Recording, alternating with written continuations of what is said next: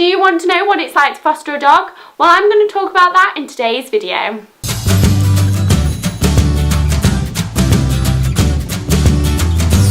Hi guys, it's Chloe and Ted here from Everything Dogs with Chloe, and on this channel I help you keep your hairy hound happy and healthy.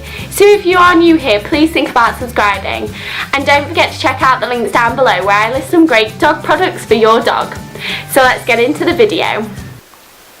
So back in November we decided to foster my friend's dog called Ollie, who had come from Greece, and he was 5 months old at the time. We took this dog into our home, knew that our dogs would be absolutely fine with it because they are very chilled out themselves.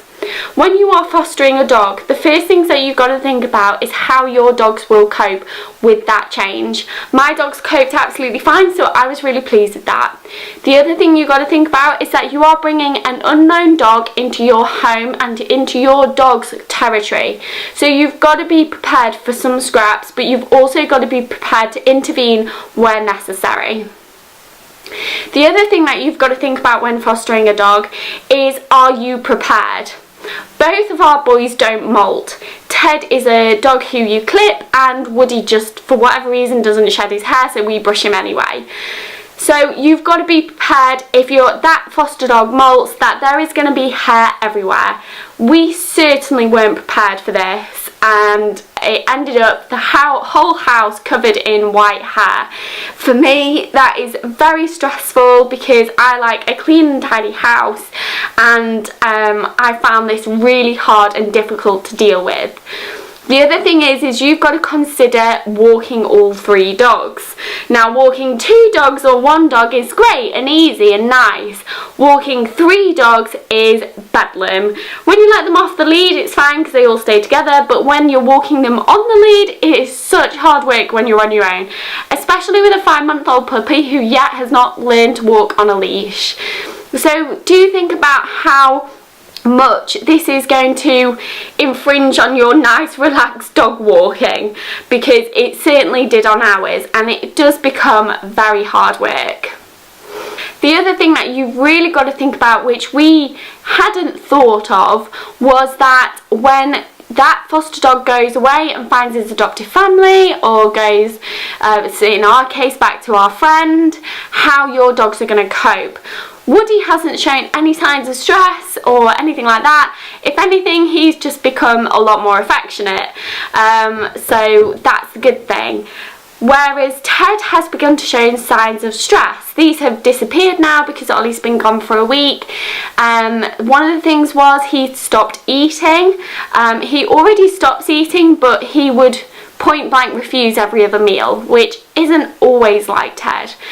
And then also he was very tired, looked a little bit lost sometimes, a bit clingy, and a few other things as well. Some people might put this down to illness, but Ted was like bouncing in himself as soon as we started getting his ball out and engaging play with him and focusing on him loads. He really wanted to play, so we knew he wasn't poorly, but he was beginning to show signs of stress. So you've got to think, when that dog goes away, how is it going to implicate on your dogs when they've got so used to a 3rd dog around? The other thing that you've got to think about is when you have a puppy or an older dog who has either been abused and you're fostering it, or the puppy isn't trained, you've got to start training them. And when you've got 2 very well behaved dogs already, it's so nice to have those well behaved dogs. But when you introduce a not trained dog or a young puppy into the family, then you've got to think about training that dog again. So that means toilet training, sitting, lying down, going on the lead, and not weeing when they come and see you, when you let them out the crate. The other thing that I found when fostering the dog was that everything was added. From 1 to 2 dogs was fine. I didn't notice a big difference in clutter in terms of toys and beds, but from 2 to 3, that extra bed makes a big difference in my dining room. So it is hard work.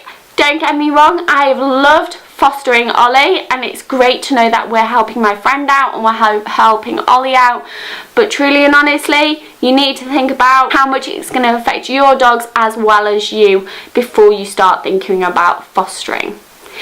Thank you so much for watching, and don't forget, if you are new here, please think about subscribing, and if you like this video, give it a good thumbs up, and don't forget to check out all the links down below.